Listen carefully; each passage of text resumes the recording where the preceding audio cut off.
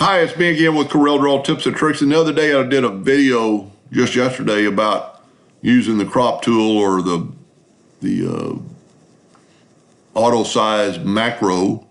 But if you ever have a photo that is crooked, and this one's way out of crook, and if you go to Snap To and have Snap To guidelines on, if you don't have it up here, you've got it under View and Snap To, and make sure Snap To guideline is on. And then bring in a guideline and get near that corner and it will snap to that corner. Now select your item and move the center rotation to that node.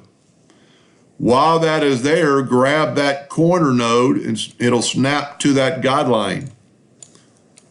Now that guideline is perpendicular to the page and your engraving will be right on.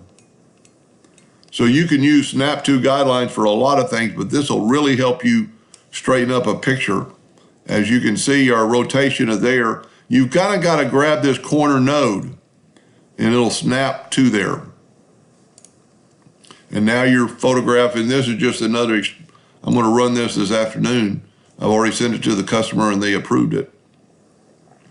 Anyway, I hope that helped a little bit. Thank you for watching.